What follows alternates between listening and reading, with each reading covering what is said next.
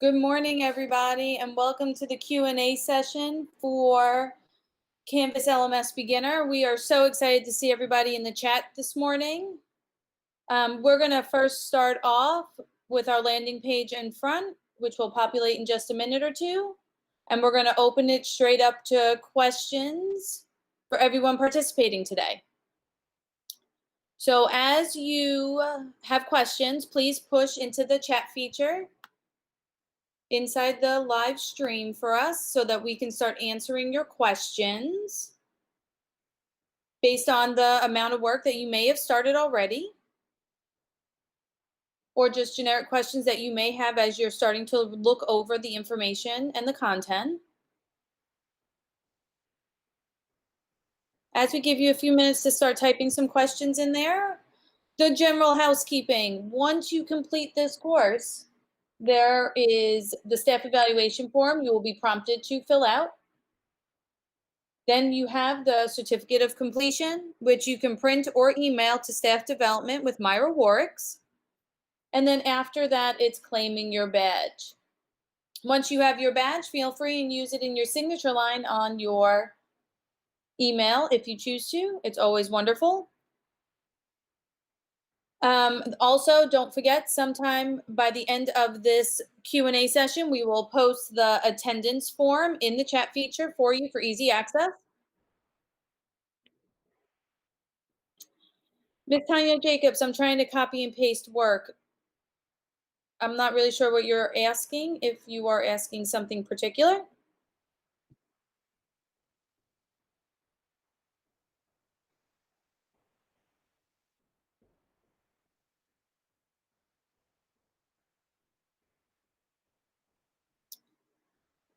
Next question on here, how do we use the course we've created in this course for the students in August? So as you proceed through this course, and if you have taken intermediate, you will then be able to see how to export the course into your PowerSchool cards, but there will also be additional training coming down the way for you, Miss Brittany. Keisha, how will parents and students be given training to use Canvas? We are pushing out to students 2 types of digital courses that they will have to take before the school year begins after Fast Track coming down the way.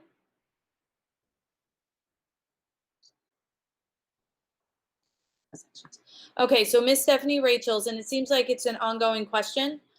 The purpose of this sandbox is for you guys to really critique and push in the great content that you want to teach digitally. Get it organized to follow your instructional pacing guide pushed out by the county. And then once you have your course fully developed for the school year, semester, quarter, however you're setting this up, you will then have that capability to push it out to your PowerSchool courses when they are pushed out during the required work days. So it's coming. It's just going to take us, we really want you to finish your coursework first, since PowerSchool is not going to push out your card view in Canvas until a later date during the required work days. Go ahead, Stephanie.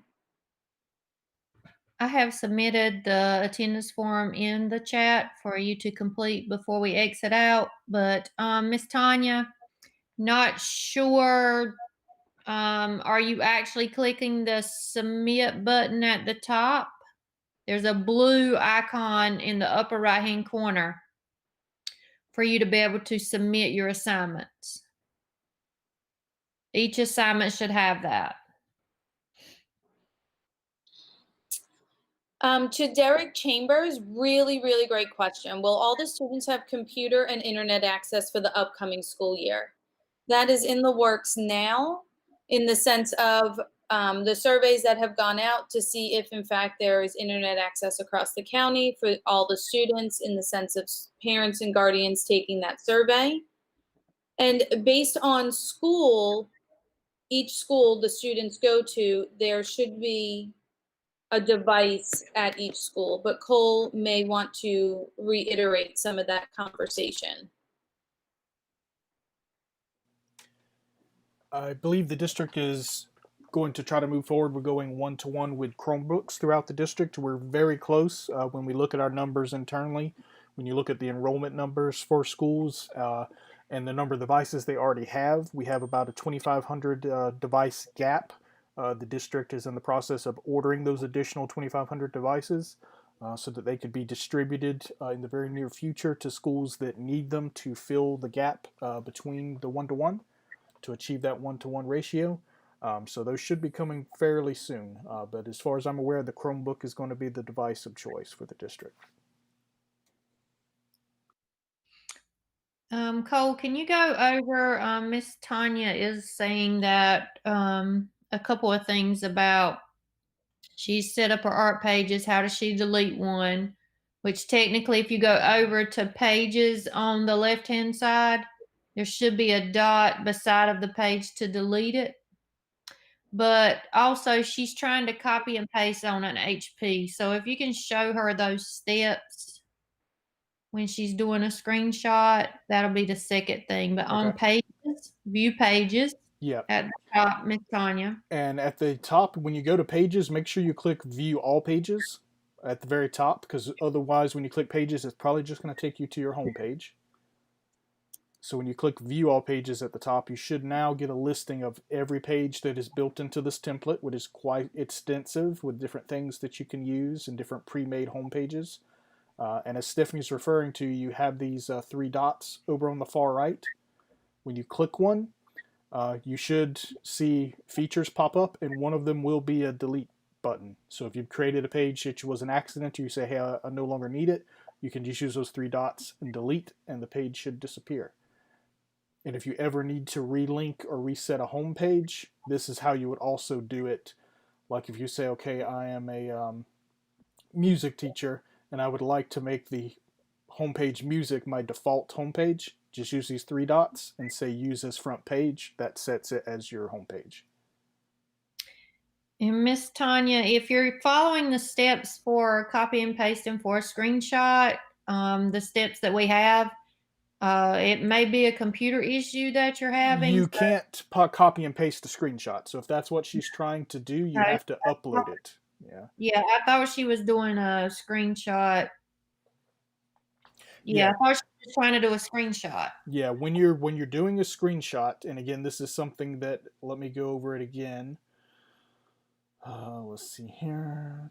I need to go to student view, huh? So student view. Let's go to modules. And it's going to take a second to catch up.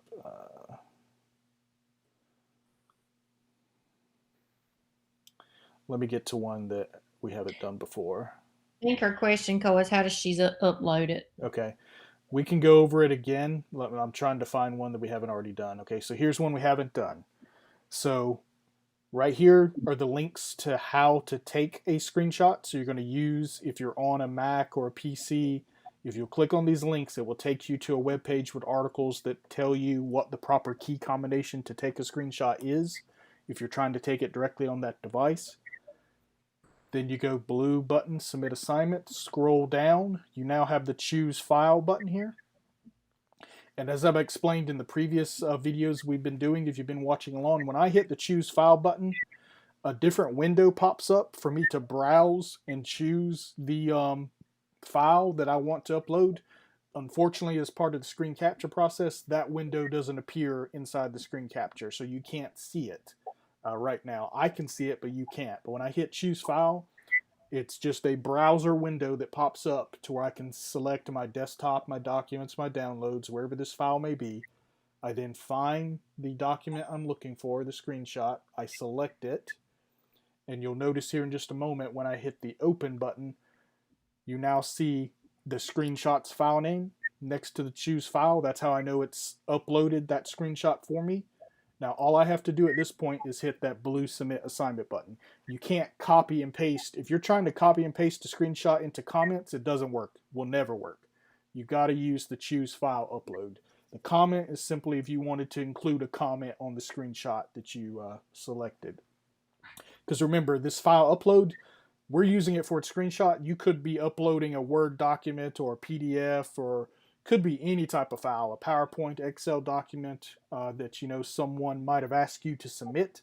The comment could be just a comment about that file. It's just an option that's there if you feel the need that you need to explain something about the file you submitted to the instructor.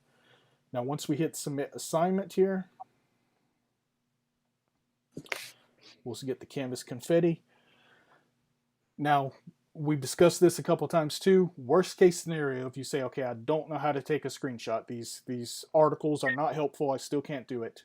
Use your cell phone, literally take a picture using your cell phone of your computer screen, email that picture to yourself, log into your laptop or your desktop, log into your email, find that attachment inside of the email with that picture, save it to your desktop on your computer, and then you're going to use these same steps.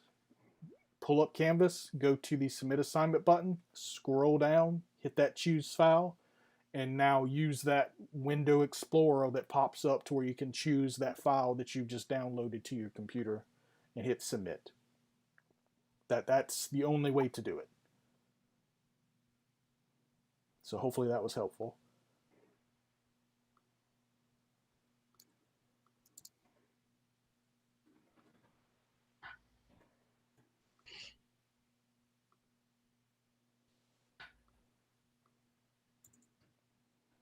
Okay, there we go. So do we have any other questions? Oh, I think we're not at the moment. I think she's got some clarity. Yeah, it's hard for me to keep up with the chat when I'm doing this, so I'm trying to play catch up now. I was with you, so. Anybody have anything else that they would like to ask? And remember, if you are just getting into the course itself, you can go in and once you get started and get to working, and always email us.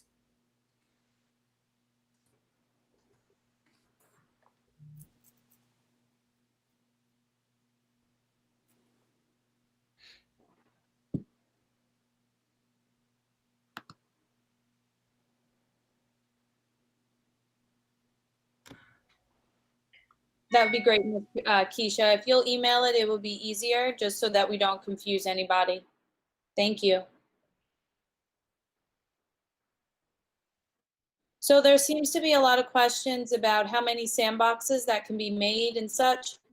It really comes down to preference and what you're teaching, or how many preps you have. I just worked with Christine Simino. I know I just said that wrong, but she teaches music and she teaches K-8. So she is making a sandbox for each grade level and pushing it out that way. If you're self-contained and you're ELA, math, science, and social studies, you may want to make a sandbox so that your content stays cohesive with the subject area in which you're teaching.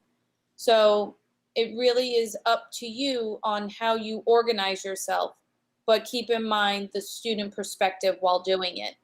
You want to keep your students as organized as they can so that they know exactly what they will be doing and what you're exactly asking per subject that you're teaching. Jennifer, thank you so much for the compliment. It is very stressful trying between us three, trying to manage over 1,000 people plus create. We've created 6 courses. We have 8 more to create before a certain deadline. So we've been working a whole lot. That's why if somebody texts or says, "Can you call me?" And that's not counting the meetings we have to be in. So email is the best way, and we do appreciate that. It may take a little bit of time for us to get back to you, but we will. Miss Hannah, there is the opportunity, since you've already signed up for this course, to take intermediate. So if you'll email us, we can add you to the intermediate course that starts next week. The last set of courses are next week, intermediate being one and communication tools being the other.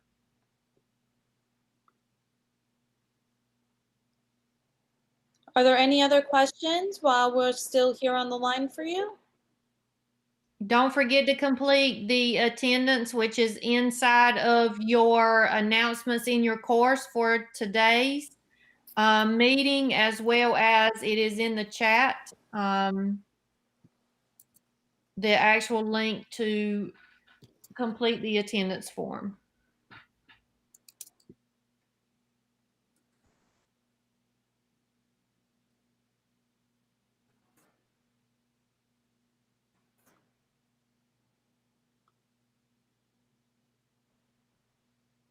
If there's no other questions, we will like to say thank you for participating, and we hope you have a great summer.